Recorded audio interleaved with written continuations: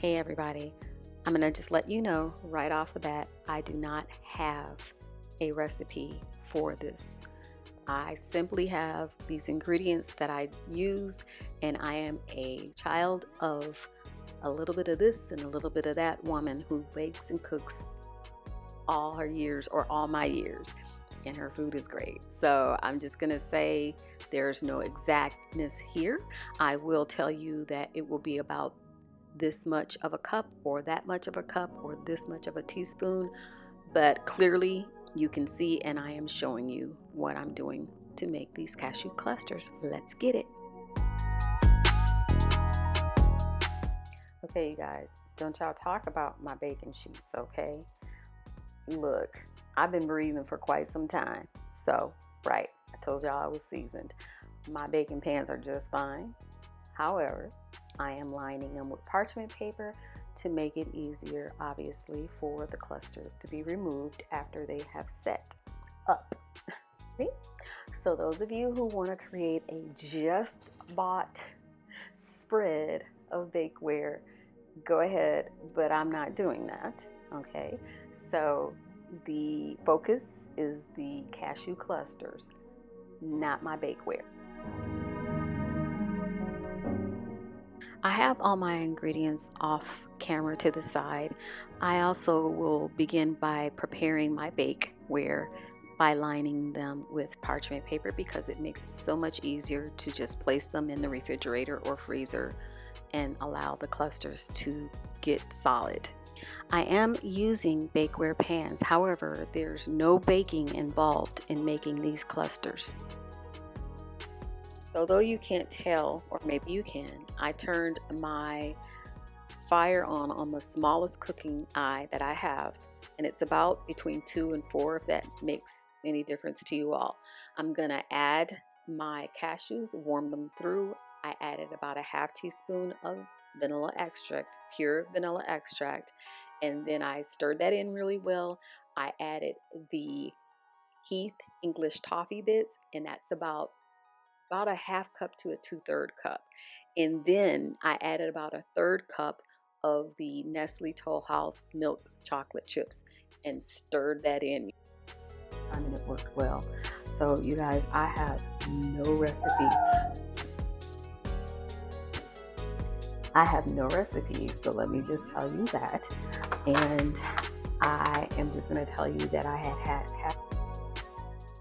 again, counted to my head, not my heart. I adjusted my tripod and thought everything was in full view. However, I'm just adding the cashews to the pot and warming those cashews through.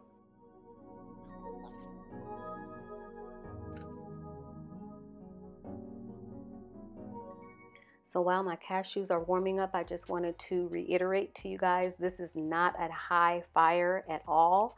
I'm using the smallest eye, which is where you melt sauces and so forth, and it's in between low to medium low.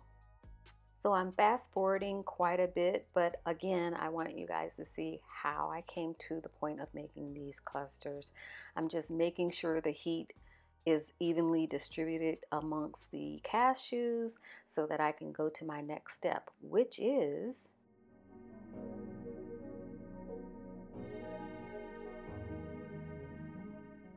for the vanilla beans that I've used. I do have a video about it, but I just want to let you know when you're going through the curing process, you just bring it out of that cool, dark place where you have it curing at, and you just shake it up and then you put it back. Some people say do it once a week. I do mine more like once every 2 weeks, but it's coming along great. By December, we should be able to use it. Now let's get back to the video.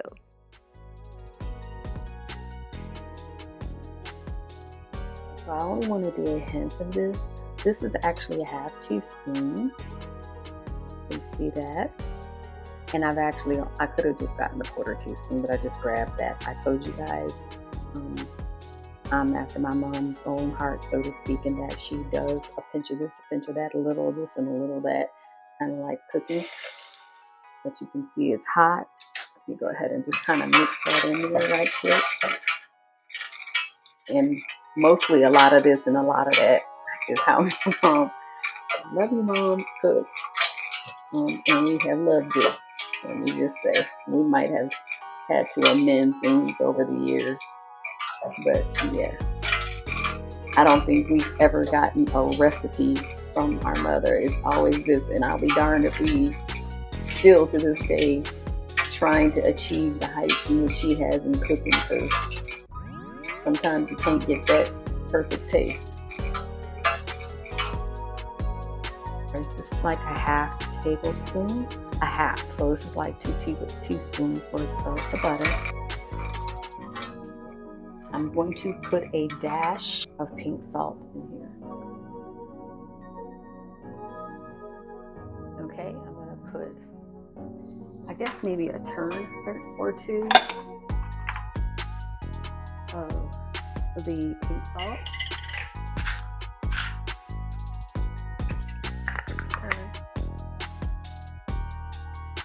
Okay.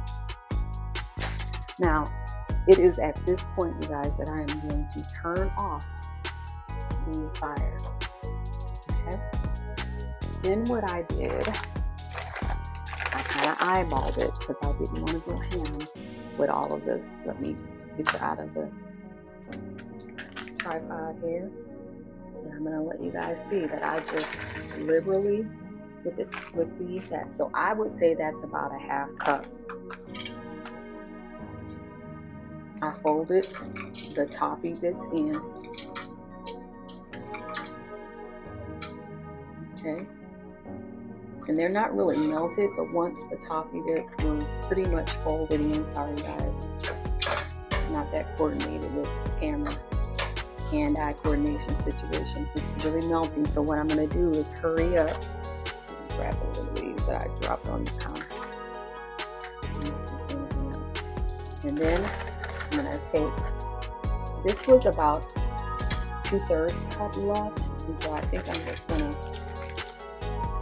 not even put all of that was left in there, and I'm going to just fold that in. And that's all I'm going to do, you guys. I'm going to continue to fold it in.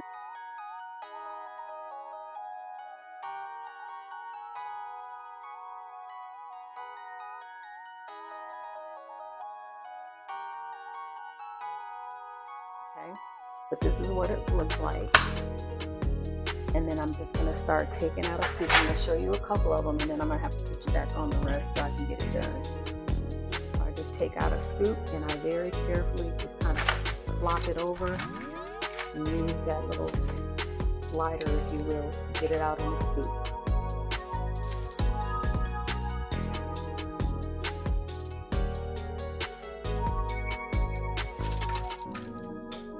Trying to make smaller ones because I might, for myself, just want a taste of something. I don't want the big old clusters that I'm doing for them.